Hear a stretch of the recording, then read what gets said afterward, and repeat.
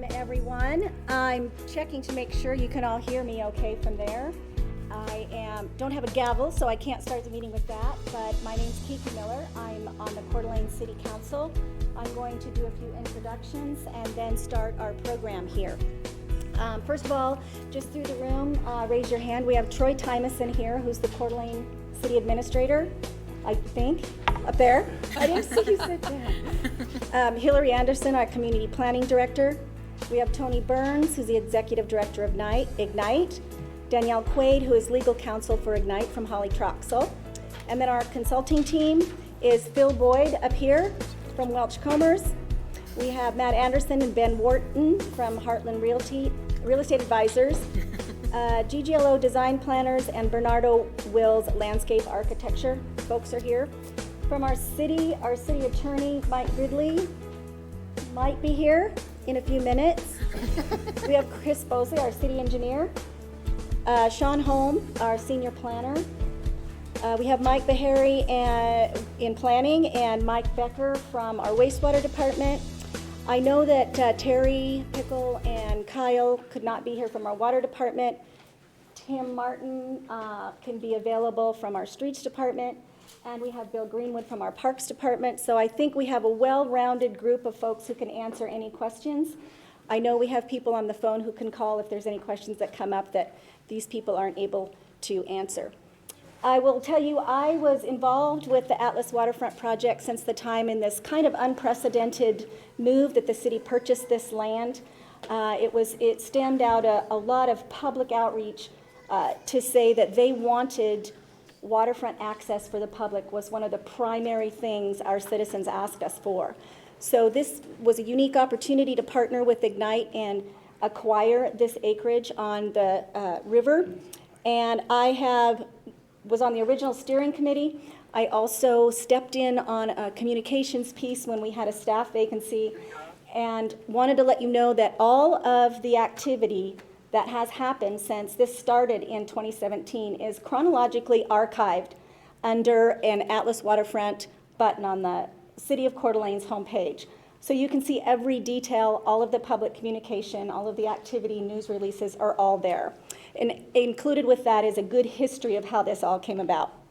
So I wanted to make sure that everyone knows that the reason we're here today is to gather feedback from the developer community on how we should take our next steps.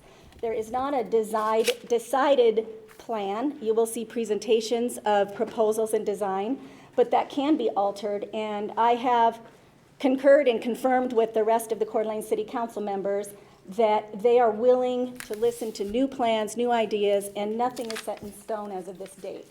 So that's very important. A couple of little housekeeping things. If you have a question, this program today is being live Facebook streamed, so I will be monitoring that. If there are questions that come up over that stream, I will come to the podium and ask them for the person who posed the question. If you in the audience have a question, please step up to the microphone to ask that question.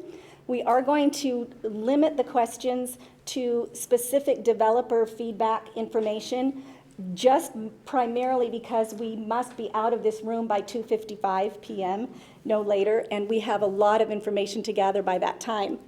So with that, I think I've covered all of it.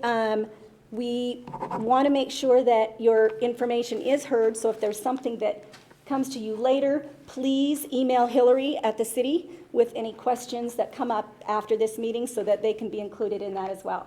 So I'm going to turn this portion over to Phil Boyd, and I think I got through everything I needed to, and I will be here ready for questions. Thank you. Okay, thank you, Councilmember Miller. As Councilmember Miller said, my name is Phil Boyd. I'm with Welch Comer Engineers. I want to cover just briefly the agenda we're going to cover. First thing we always like to start with is the objective. We're going to present information to you. Some of you will have already seen this, but the primary objective is to present the opportunities, the process, and receive your feedback. Councilmember Miller alluded to it. Nothing is set in stone about the process. There are statutory requirements on how Ignite will dispose of the property, but with regard to other elements of it, we're interested in the feedback. We'll talk about some goals and the history of it, the overview, get into the development opportunities with Matt and Ben doing that, and then Councilmember Miller will close us off. I wanted to briefly describe the organization that we have with this project. It's a little bit, we'll call it convoluted. Maybe that's not the appropriate term, the diplomatic term, but it is the city and Ignite are partners in this process, like many of the projects that they've done. On the city side, we're actually working directly with the Hillary through the Planning Commission and Bill Greenwood with the Parks and Rec Commission, because there's two major different components of the project. One is the public waterfront, and that's Bill's venue. The other part of it is the development of the upland area that moves through the Planning Commission. When the city went forth on this, Mayor Whitmire was very emphatic that the process followed typical channels. There's nothing special or any kind of unique way we're going through this that anybody else wouldn't have to go through it. Ignite is obviously a big funder of the project and will eventually lead the disposition of the property, how the property is sold off through an RFP process that Matt will talk about later. We are the lead consultant on it, doing the project management, the entitlements, and the engineering for both the public space and the upland infrastructure. On our team is GGLO, who are land planners that do large redevelopment projects like this throughout the United States, Heartland, our real estate group, and then our landscape architects from BWA. That was me. Okay, I was like, wow, I hear my voice coming from somewhere. So just a little bit about our project goals. As Councilmember Miller referred to, the primary objective early on was preserve the waterfront. Preserving the most valuable piece of real estate there for public space obviously comes with an economic impact, as many of you know. The other primary goal was stimulate property development by solving a lot of the issues that exist out there.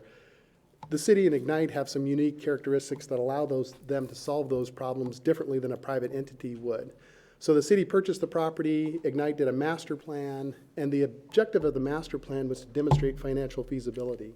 Ignite cannot expand an urban renewal district without demonstrating that it's financially feasible, meaning it's in the black and not in the red. That was completed, the urban renewal districts were formed, and then it kind of broke into two phases here. The public space development process, which has had a tremendous amount of public input on it, and the upland development process that's moving through the Planning and Zoning Commission. One of the key things about that planning and zoning process is the PUD that will go along with it. We're developing a set of development standards which will provide clarity and certainty for the development community, and it will also inform the PUD. As we were moving through that process with the Planning Commission, they were very excited about the development standards. We were almost finished with it, and they said, gee, what does the development community think about your development standards? And we said, well, we're not to that point of talking to them. And they said, come back and tell us what they think about it once you've got through that process. So your feedback here will help us inform the Planning Commission. I just throw this slide in just to demonstrate, starting back in February 2018 with Councilmember Miller and Hillary Anderson did a really cool meeting here in this room called the Core Vision Group meeting that kicked off this process. And then you can see the number of, this is just a small number of the completely focused public meetings that we have had about this project where the public had opportunity for input. There's also opportunity at regular Ignite board meetings and city council meetings that they can provide input. So there's quite a bit of input that we've received from this. I think everyone knows where the site is at, but it kind of shows you the context in our community where it's located. This is not very long ago, what it used to look like when it was an operating mill in 1998.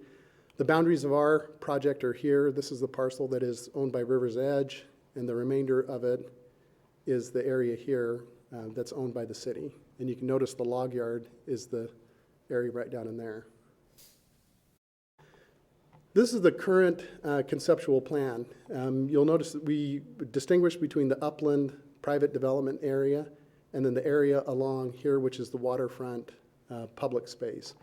I'm going to go through pretty quickly because I think a lot of people have seen this, but we want to demonstrate the character and the quality of the public space improvement because we think it will really set the tone for the project that's the development that occurs up in here. I'll start on this end and kind of work through this public space. There's about 4,000 feet of waterfront there. On the east end of it, one of the first things we're kicking off with is a dog park. Riverstone is back here. This is technically it's the Prairie Trail. Most people refer to it as the Centennial Trail, but it runs through the Riverstone Park. There's an access that will bring you down to a trail here. There's a dog park right on this waterfront here. As you continue on, this is what the area looks like now. It's overgrown. Historically, and when I say historically, maybe 100 years ago, that was a beach that looked like the NIC beach, and we confirmed that through soils testing. That area will get restored to a beach that will look like the NIC beach. You can see the parking area here right as we kind of leave that beach area. In this area, we're planning on an accessible swim area. This is a project that Bill Greenwood, the Parks Director, has been working hard to try to find a place where we can make it accessible for all parts of the community. So it'll be something in that configuration where you can reel in, float yourself, and swim away. Also an accessible kayak launch. That's another feature Bill's been working on for probably the last 5 years, trying to find a place where he can put an accessible launch, and this is another place that lends itself for it. So really neat opportunities in that area. The parking lot, picnic shelter and restroom, big open green space. There's a commercial parcel right there. It does not touch the water. It's set back from the water, but it does have access out through that area. 2 big trails that run through the area, a 12-foot paved path and which is for wheeled vehicles, wheeled people, and then a pedestrian path through here. This dock is not currently in the project, but we're making all the provisions for it, and it would probably be a combination of day use spaces and then vendor spaces. One of the things that I think all of us have seen that live in the community here is how jammed up 3rd Street gets with the rental boat units going in there and occupying that space and using the downtown streets. And Bill had developed this idea of why can't we put the vendors down here and relieve the pressure on the 3rd Street launch in that area. So marinas are expensive, and so we're trying to figure out exactly how to fund that and when to fund it. Continuing on, when we were doing the public outreach, the theme we heard over and over again is we want access to the public, we want access to the water, we want access to the water. This shoreline is relatively steep. It's fine-grained soils. It's eroded over time. We'll be doing a lot of shoreline stabilization, and we're building these pockets of water access to direct the public to them, and you can kind of see they're lined up right on the street. So if you live up in the neighborhood, you'll get out and walk the kids down, be able to come down here, walk down a set of steps, and get right into the water here. If you actually want to go for a swim, you'd probably walk up to the beach. And this gives you kind of a view, an overhead view of where it's at, and you kind of see the street network back there. This is an example of the erosion where people are making their own paths, and in some of those locations we'll go in and put individual paths like that. This is what's called the inlet. It was originally the log chain that drug logs out of the water up into the mill. And we're going to take advantage of the topography in that area and put in a really pretty substantial seating area and a little bit of a pocket beach there and the opportunity to get down to the water. And that's kind of centrally located in the development. The playground, I mentioned the picnic shelter and the restroom earlier, pretty natural style area. Let me back up, big green space out in this area.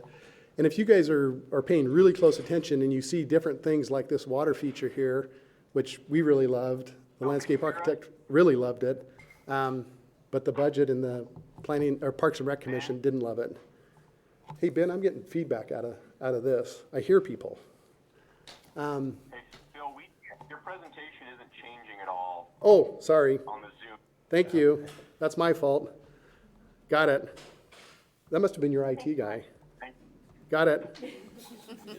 I got too excited about my presentation. Thank you. So then this is the picnic shelter restroom facility that I mentioned earlier. It also has for lack of a better word, a police station. It's a mini police station right here. They wanted the ability to come down and have a place to land, have a presence. I think that's part of Chief White's community policing objective, so they're out front and present and being proactive about it. So that's actually what that facility is right there. And then a big restroom area. You can see the architecture is intended to evoke the mill theme. At this point, I know I sped through that pretty quick, but I'm going to turn it over to Ben and Matt so we can get to the meat of the presentation. So Ben, I'll turn it over to you. Thanks, Phil. Thanks, Kiki. My name is Ben Wharton. I'm with Heartland. We're a real estate consulting firm based in Seattle. And just first of all, I want to thank Ignite and the city who we've been working with really from project inception for committing to a collaborative process. Really helps, really bodes well for the project as a whole, and we're thankful for that. And then also to Phil and his team at Welch-Comer, and then of course to Don Vagey and the architects at GGLO for really conveying what I hope will be an exciting vision for a vibrant waterfront district here at Atlas Mill. So our goal really today, just to reiterate what Phil was saying, was just to engage with the development community. We've had a lot of meetings with folks from Coeur d'Alene and the surrounding area and heard the public's input. We really want at this point to engage with the development community as well. So to that end, what you're looking at here on both screens, and thank you everybody who dialed in, is the phasing plan. So the area in pink, kind of here on the exterior of the site and adjacent to the planned public waterfront area, is phase one. You'll see that marked in a black circle. The reason we're starting with these sites, which we'll get into more detail on them later, is that they are closest to existing infrastructure. So it'll be easiest for us to put in water, sewer, electric service, all that, and do all the site improvements in advance, which is another thing that should make this project attractive from a developer standpoint, is that a lot of the heavy lifting for connecting utilities to the site will be done, and a lot of the grading that would otherwise make the project infeasible in a lot of cases will be done in advance. That's exciting. You'll notice kind of phases 2 and phases 3 and 4 will happen over the coming years. Phase 1 is really where we want you to focus your attention today. Those are the sites that will be available for bid first. So, and just a little bit of nomenclature. When we say blocks, you'll hear the term blocks a lot, and you'll see in a minute kind of the site plan with the block format drawn out. Those are groups of developable lots, a mix of single-family residential, condo, townhome, multifamily, mixed use, retail, office. So just to get that out of the way, blocks versus lots, when you're looking at this drawing, and I'll change it on both screens here. So you'll see here, this is the block configuration as currently conceived. One of the things you'll notice is in the presentation, some of the presentation materials, there are up to 19 or 20 blocks. Here we have 11. Think of this as kind of the higher level framework for the site. Once we start to hear feedback and get proposals from developers, we may decide to break these blocks into smaller components. So there may be some renaming that happens later. So just to get out ahead of any confusion there. The beige colored blocks here are envisioned as residential primarily, and the pink, you'll notice off to the western edge of the site, block 11 is all pink. That's envisioned as commercial space. And then you'll notice kind of the center of the project here is a little node of activity where there'll be a mix of uses, both residential and commercial, abutting the public area. Importantly, within blocks, there is still quite a bit of flexibility, and the city really wanted this to be the case at this stage as far as what product types go in there. So if you, developer, decides, hey, what you've envisioned as single family here, actually we think ought to be, single family detached that is, ought to be townhome or condo, we're at this stage open to that feedback. Similarly, multiple blocks, if one developer wants to make a proposal comprising multiple blocks, we want to hear that right now. This is very much a living document in that way. And with that, I'll turn it over to Matt. Thanks, Ben. So in terms of process, this diagram is intended to kind of frame up a little bit of the process that we're going through now and kind of how we anticipate this unfolding over the next year in particular, but also kind of the out years as future phases are happening. So currently the city is going through the regulatory process getting, as Phil indicated, going through the PUD, developing the design guidelines, all the typical things that a master plan community developer would be doing, and establishing a design review process so that we're able to kind of transition through these proposals, select a buyer, and approve plans in an efficient fashion. Similarly, as Phil said, there's a lot of site infrastructure work going on right now. So there has been mass grading for a while, and kind of first part of roads has been indicated. The park is going in first as part of the phase one, which was a big part of the effort, because we didn't want to kind of defer the amenity that we see to be really important to creating the value for the rest of it. So that'll be happening, and the design process is unfolding for that right now. And then, of course, getting the infrastructure ready, which takes us then to kind of the crux of this discussion, which is the land transaction process. So getting these out into private sector hands and really getting the development started. So where we sit today is this kind of lower box. I'll see if I can wake up our mouse here, which I cannot. Oh, there it is. Okay, so this lower box here kind of refers to how we're thinking about the land transaction process. So we're in kind of the pre-market prep part of this. We're developing the RFP. We're anticipating to put out the first RFP in the fourth quarter of this year.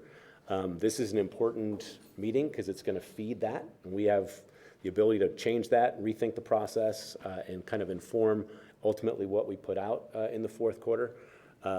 We'll do the developer solicitation outreach meetings like this with developers, and have conversations to make sure everybody understands the process and has an opportunity, if they're interested, to put in a proposal.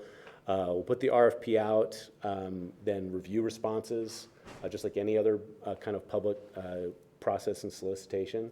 Review those, make a recommendation. The Ignite board would then approve moving forward into negotiation with the best proposal for one block or subsets of a block or multiple blocks. So that should feel flexible at this point by design.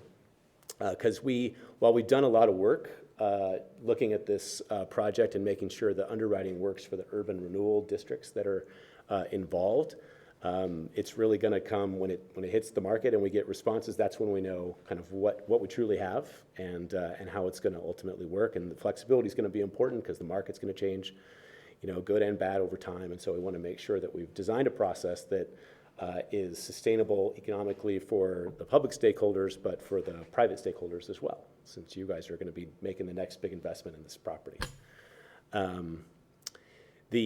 So the first RFP launches Q4 of this year, and then we'll kind of proceed as we would through that process.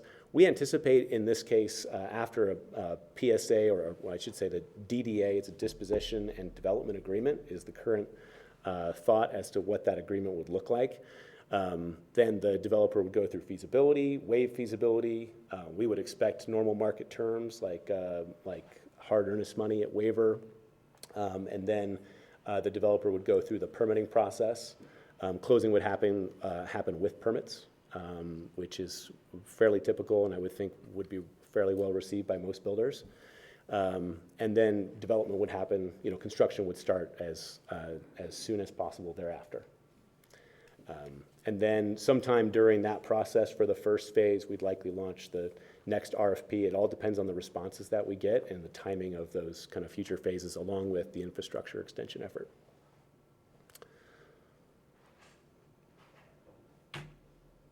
So we consultants love to hear ourselves talk, but I think at this point, kind of having thrown all that out to you in a pretty fast fashion, we'd be happy to take questions and comments from anybody that would like to offer one up.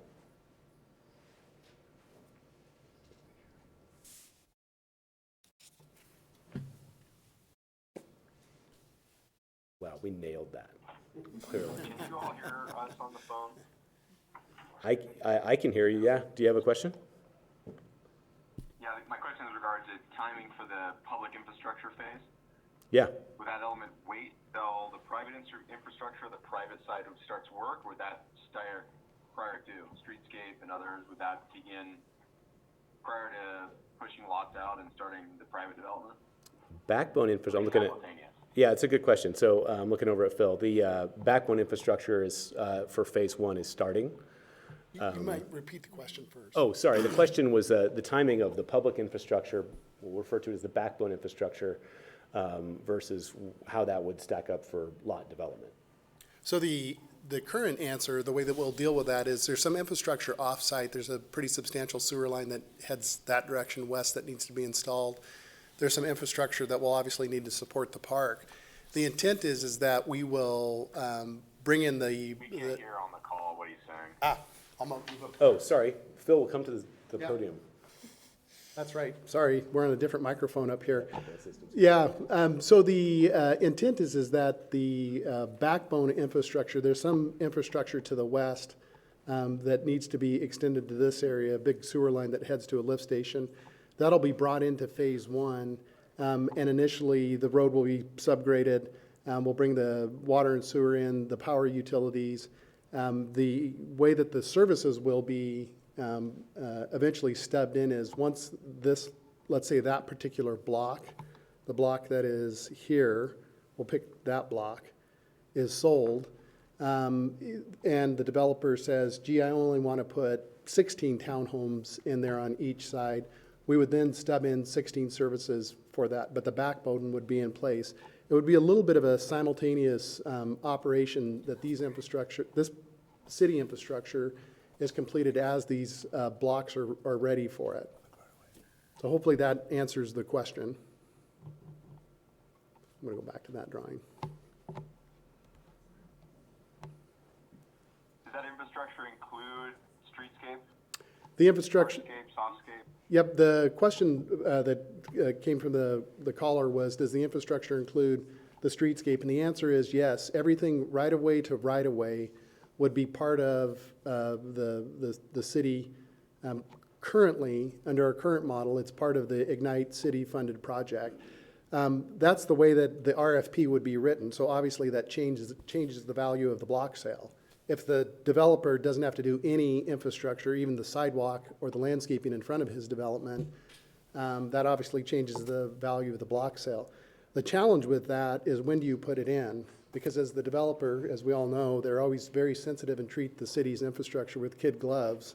So if we put in trees and they run over it with their backhoe, while they're building a dwelling unit here, it creates a little bit of a challenge. So there's a little bit of detail to work out in there, and that's part of the feedback we're hoping to hear from the developers is what's most important to you. If you want the Ignite in the city to take full responsibility right away to right away, that's something the board would consider in moving forward like that with the RFP.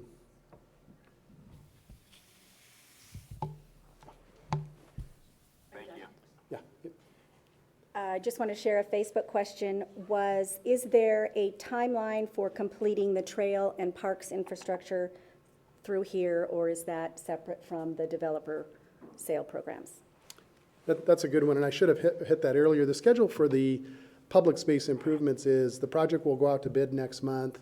The primary work that needs to get completed is initially during low water because of the shoreline stabilization through this area. The contract terms for the public space will be, you've got to be complete in July of 2020. So you might not have grass, but it's going to be hydroseeded by July of 2020. The building will be done, the parking lot will be done, Suzanne Road that comes down into here will be completed. This Atlas Road, because I think most folks know that this segment right here is Atlas Road. And so Atlas Road will be essentially subgraded. These two trails will be in all the infrastructure south of that right-of-way of Atlas Road. Trails, lighting, landscaping, restrooms will be finished in July of 2020. It obviously will have to heal in and grow, but it will be completed at that time, provided we don't have weird weather conditions in the winter. You always got to throw out the caveat of weather in Idaho. Yeah. if you step to the mic, Chris, that would be, thank you. Chris Langer with Parker Business Properties. Are there going to be any special differential treatments for impact fees associated with this area, given the public investment in infrastructure in advance of when the developments take place and get permitted? That's a good question. Hillary? I guess the question, you'll have to come up here so the callers can hear. Just so the callers can hear, the question was about special treatment of impact fees on this. So I'll turn that over to Hillary. Good afternoon, and thanks for being here, everybody. The plan at this time is not that we would do that because the impact fees are adopted by council. So if we were to do that, we would have to go back through and show the justification for the reduced fees. So the benefit is, I think, Heartland and Welchcomer can explain kind of really, I think having Ignite do a lot of the upfront infrastructure costs is making it so that the lots are that much more valuable. And I think when the lots close is another way that there's more value for the development community. So we'll let the experts speak to that, but the impact fees would be the same. I'll just nod my head like this, yes. A little follow-up on that. One of the questions that we've had throughout the evolution of this process is, you know, why is the city involved? Why is Ignite involved? Why don't we just spin this off to the private market and allow them to develop it? One challenge was the site characteristics, and I think it was alluded to earlier about the earthwork that was done in here. Last year we did probably close to $1.2 million worth of earthwork, but the city spent $460,000 doing it because we were able to get a hold of some of the I-90 material, bring it into the site, and do it very cost effectively. So we've solved saved $800, $900, $1 million in here and doing the earthwork in that way. The other part of it is when you go in and you pay $7.85 million for the dirt, and then you pull out the waterfront, the pro forma becomes very challenging. And so the realtors or the development community would need such a discount that you couldn't sell it wholesale and allow it to be done that way. And that's why we're taking it down to the block level. There were some discussions early on of pushing it all the way to the lot level, but that becomes very presumptuous. And working through the Ignite board and the city council, trying to strike this balance to give developers the flexibility to come in and say, hey, I'm a single family home builder and I want to take block 1 and I want to put it into single family homes. In our development standards that we mentioned earlier that are on the city's website, there's a draft form of them. You can look at block 1 and there's 3 different scenarios what would be acceptable in there. The reason we're doing it that way is so the planning commission can look at it and say, okay, I see these 3 different scenarios. We agree with those. We move through the PUD. We get it approved. That's not to say if a developer comes in and says, hey, I want to build multifamily in here, you could certainly propose that. My guess is there'd be an adverse reaction to that because I think that there's plenty of multifamily in this corridor. And but that's the objective of kind of why we're at the block level of sales here. I don't know, Matt, if you have anything to add to that. Well, I mean, I think it all goes to flexibility. So the intent here is not to pretend like we can divine what the market's going to want to do in every phase in perpetuity. That would be presumptuous at best. So being as flexible as we can to reflect what the market wants to do when it wants to do it, I think has been the charge kind of the whole time. We just have to make sure that we balance the books. So it has to work economically for Ignite and the urban renewal districts themselves, and of course it's got to work. It's got to work for the development community, or it'll be just a nice big field. So it's really balancing those things out and creating the sense of place that everybody wanted to see.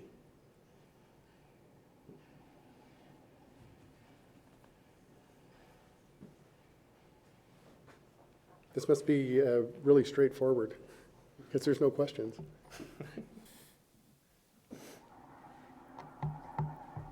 Hillary, Tony, you think of anything else we might cover? Oh, sorry, there's one coming up here. One more question to build on what you were talking about with the imported fill from I-90 building up that area. Are there specific lots or areas that a developer maybe want, I guess, additional information that there may be high-risk areas given the history of the site, and how does that affect the value of those lots? Yep, that's a good question. I'll repeat it for the callers. The question is about the characteristics, the soil characteristics of the site and how they might affect the value of the lots. We've done 4, let me back up to this image. We actually did 4 separate geotech reports in this area in order to characterize it. So phase 1, we did 1 soils report. Phase 2, 3, and 4 are different soils reports.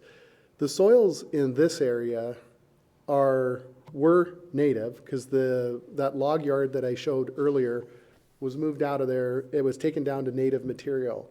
When we imported the I-90 fill, we went in, scarified the existing material, compacted it, the native material, and then filled that entire area to its current grade and documented the fill. So it's all compaction tests all the way up through that section of it. So this entire area, the phase 2, the southern part of phase 3, and the park area is all a documented area. So you'd be able to look at that and say, I see we've got 98% of the modified Proctor. Phase 1 is a little bit more challenging. We put about 40 test holes up in this area and came across a variety of conditions up there. And we're currently trying to assess exactly what do we want to do with that. One option is we sell that block right there to a developer and say, here's the soils report, good luck. The other option is to go in and actually prepare the site similar to this area in here. We're interested in that type of feedback from the developer. We're inclined to move in and remediate the site properly so we've got foundation bearing capacities ready to go. When we head down that path, of course, we turn and look at Ignite and say, do you got another $600,000 you can send out to the construction project to do some work out here? And so it becomes an economic investment up front, and how does the return come back? Again, if we hear from the developers, well, that's key to us. If we're going to play, we want the site ready to roll because we don't want to have to horse around with digging 8-foot foundations and remediate them with geogrid and various other things. So that's a kind of a long-winded answer to it. So we would be interested in hearing your feedback on that.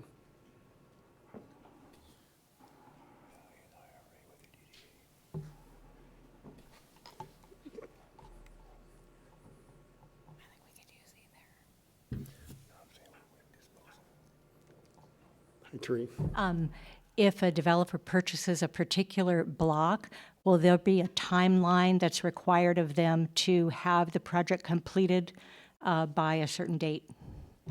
Yeah, so the question for those who are on the phone was, would there be a timeline for completing the project, or at least starting construction? The answer is yes.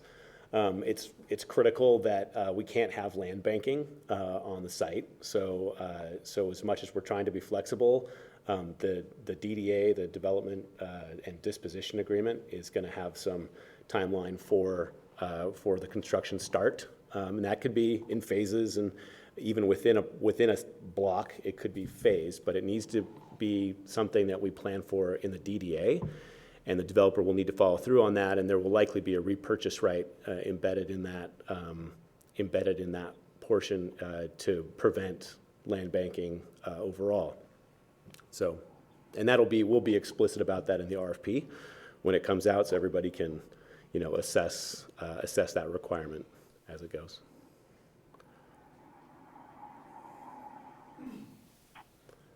The first developer that comes in and purchases, what assurances do they have of what's going in around them? For example, if you have a single-family developer that comes in and has multifamily surrounding them a year later, that obviously depreciates their value. So I'm curious how that's going to be controlled or managed. Yeah, potentially. So for those on the phone, the question was a concern. If you're the first developer, what comes in next door, and how that has an effect on your project. And as I said, we're trying to be as flexible as we can, but that does kind of introduce this question of what happens if.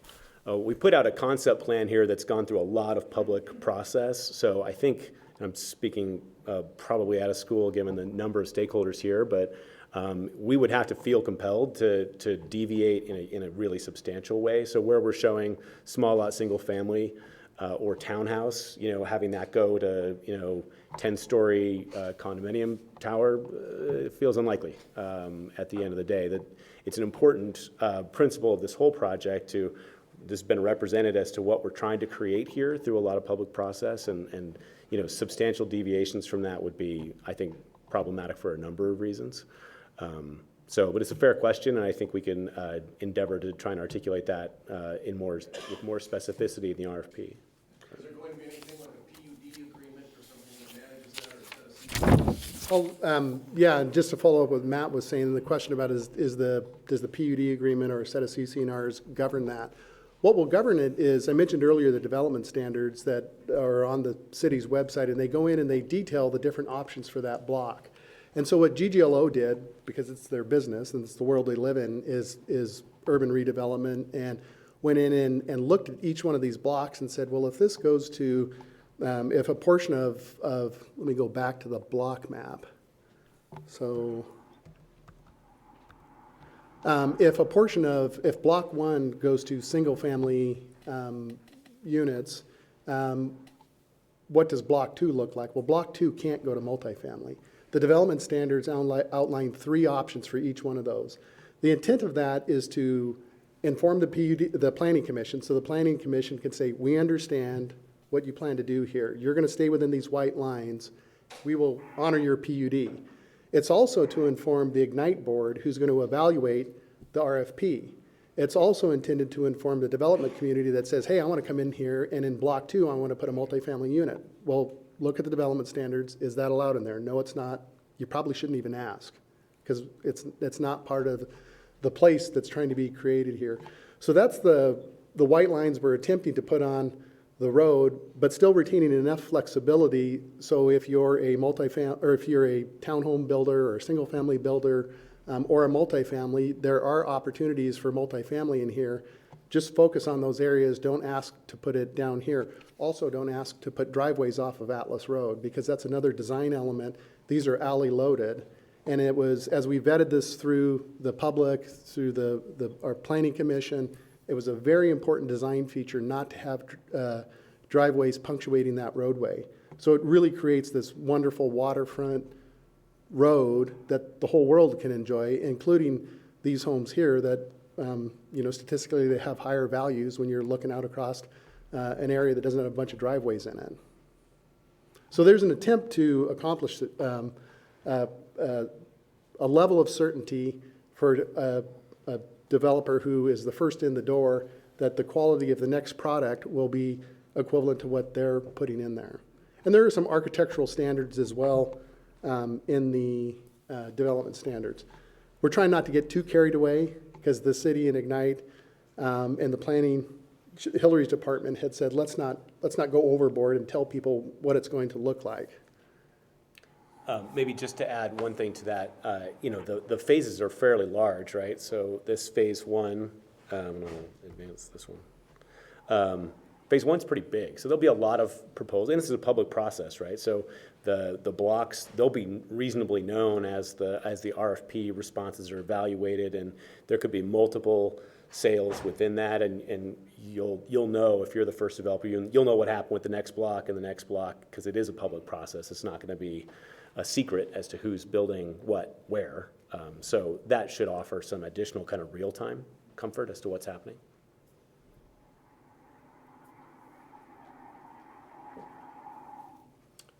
I'll toss out as well, one of the comments we had heard during this process, just when doing public meetings, developers come up and ask and say, well, if I'm in on, and I am on phase 1 and I do a great job, do I get extra credit? So when you go into phase 2 and you're putting out those RFPs and there's a ranking system, do I get extra credit on my RFP submittal because I did such a great job?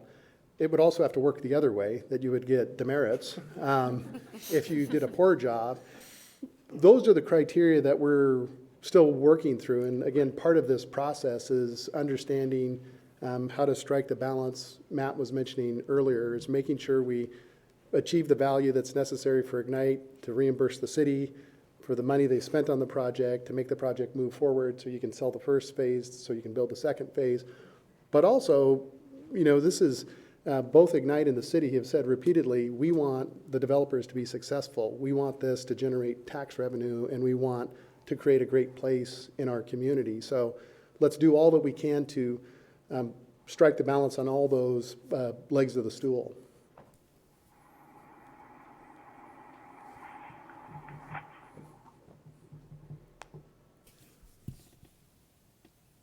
Any other questions?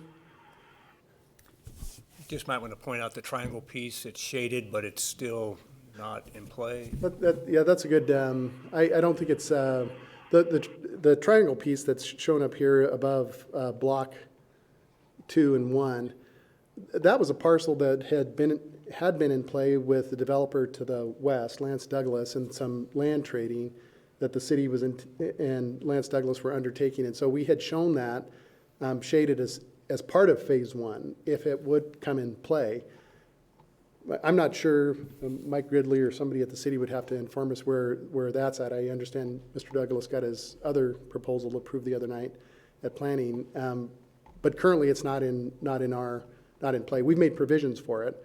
If it were to come in play, we could integrate it into the project and move forward with it.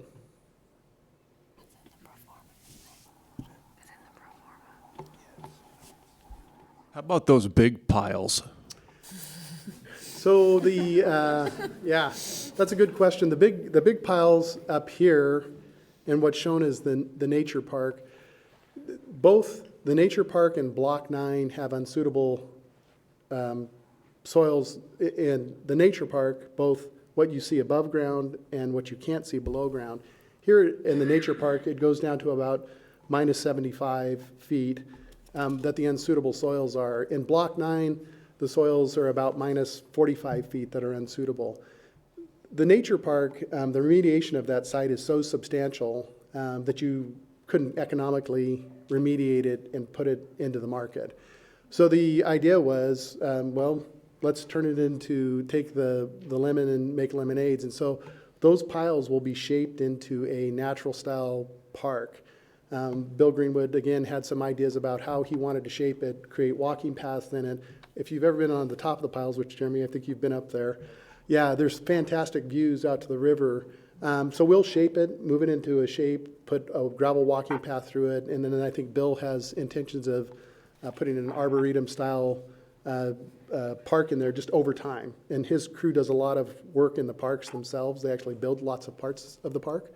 And so as he gets funding, he will build parts of that park and turn it into a amenity there. Block 9 in the area that's on the east side of this, the road between blocks 9 and 7, that one will get remediated, but currently it's scheduled for remediation in phase 4. And the reason for that is because enough money has to be generated from land sales to fund that improvement. Because remember, we're trying to strike that balance of not getting too deep into Ignite's capital for doing those things. So that's why it's planned for phase 4 currently. There's opportunities that exist out there that we're trying to, if there were an opportunity to move this off-site and then slowly bring in fill. We routinely get phone calls from developers and contractors that tell me that they have the best fill in the entire world, and they really want to bring it here. And I ask for a soils report, and oh, well, no, we don't have that.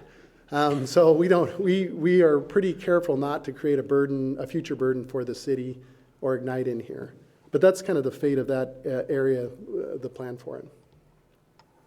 That went through a lot of iterations, by the way, during the public process of whether or not it was going to be an active use space, ball fields, or whether it was going to be something different than that. And what we heard back is it shouldn't be an active use space. It should be something that fits better, kind of a quieter space. And so ultimately that's where the Parks and Rec Commission decided to go with it.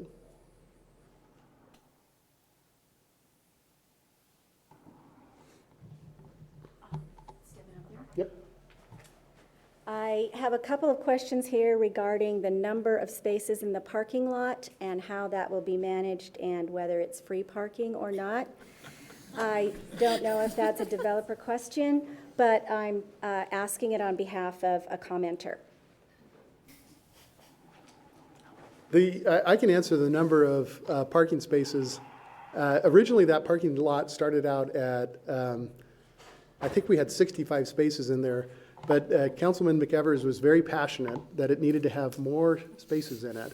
And as we continued to look at the uses in the area, we expanded it. It has about 120 spaces in it now. How the city intends to manage that is someone else's question to answer. Mr. Tymeson, maybe. No fee at this time. How about that for an answer? So the answer is no fee at this time. That area, just a little more detail on it, the park is intended to be a pretty active space. One of the, again, as Bill brings park products online, he's always kind of looking at ideas of how to change the use of them, offer something he currently doesn't have in his product lineup. One of them is, a really defined food truck area. In Memorial Park, there's a couple places for food trucks there. In this area right here, there's a place for 4 food trucks to come and land in there. That obviously has some appeal if you've got a whole bunch of customers up here eventually, and isn't that nice? Go out for a walk, come down in here, land into the food truck area in the park. One of the things I didn't address is there's quite a pedestrian network in here of trails to move people around into it. There's a hill climb area in Block 5 to connect Block 7 down to the park.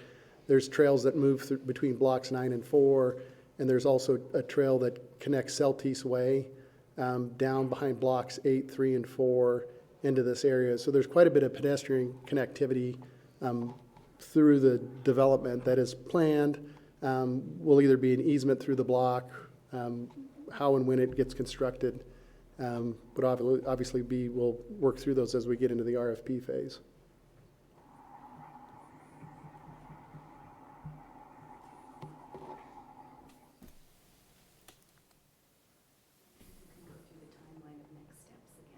I can. Councilmember Miller just suggested I hit through this timeline one more time. As Matt mentioned earlier, we're kind of sitting right here. The objective is to be able to launch RFPs. We still need to build the criteria, and the Ignite board needs to establish that criteria. How are we going to evaluate proposals that roll in? We obviously have ideas, but as we've mentioned earlier, it's important to us, the city council, the Ignite board, that we hear from developers of, you should really rank this high on a developer's list, that they're within 25 miles of the site. I don't know that would be one, I'm just picking ones. So hearing those things from you guys are important, which is why we're giving ourselves kind of the rest of the year to get the RFP firmed up and ready to launch in the fourth quarter. As we start doing that, we'll move into infrastructure design. We've done a lot of concept work with the utility departments. We've got a lot of the stuff figured out. It's just a matter of really getting it into the design phase here, again, in the fourth quarter. I mentioned the public space construction earlier, but the objective is to get land sales going in the first quarter. As we all know, the market is cooking right now, but we don't know what will happen tomorrow. And so it's important that we take advantage of what's currently happening in the market.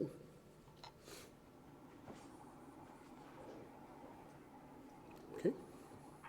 Hillary, you have anything we should hit? Is it worth mentioning just the PUD, that still needs to be approved? And Yes. looking at with Hillary's comment about the PUD still needing to be approved. I saw Chairman Messina, I think, came in from the Planning Commission. We're behind schedule, our original schedule on the entitlements, primarily because we got way through the development standards and we were ready to pull the trigger on the final one, and the Planning Commission really wanted to hear developer input on them. And we would encourage you to look at the city's website, look at the draft development standards there. If you see something that shocks you or scares you, send us an email, get in touch with us. Once we hear feedback, or if we hear no feedback, our intent is to move right into the PUD and the master plat. Let me back up to this one. In the master plat, we'll end up having density shown in each of these different blocks. There will be flexibility obviously built into that, because if it's townhomes, that's one density. If it's single family, it's a different density. But we'll show density on the blocks in here. The master plat will be structured in a way that when a developer comes in and buys block 1, he would then go in and plat that particular area. And Hillary, correct me if I'm wrong, but at that point it's an administrative process because the PUD has been approved and the master plat has been approved. That's correct. If there was something where it needed to be replatted, we could work through that process if it's a short plat or a long plat. But yeah, the goal is to just do it administratively after the master plat. And so you, again, you guys can kind of see the flexibility and the streamline portion we're trying to build into the process. We have a set of development standards that show you what's already been approved, accepted. It's what Ignite is excited about, the city council's supportive of. It's been through the PUD and the planning commission process. We've got the master plat finished, and all we need to do is get through an RFP and have a developer come in and administratively plat the thing and build. So we get this stuff on the market as quickly as we possibly can, because that's all I ever hear from Mr. Mayor Woodmeyer, is get it on the market. And Tony Burns, too. So. Any more? I don't have any more here. You want to close anything? So thank you. Thank you, everyone, and thank you, everyone who's live streaming in here. If there were no other questions, does anyone from the panel have anything that they think needs to be contributed to this? I think one thing, just to kind of noting, I think it's great to see everyone here in the audience, and we would really like to see some innovation in terms of housing product types. One of the things we recognize in the city is a lack of kind of what we call the missing middle housing, and so the city is looking at exploring that, but I think this is a great opportunity, and so we've really worked through flexibility of housing types for the development standards, so I think just to be aware of that.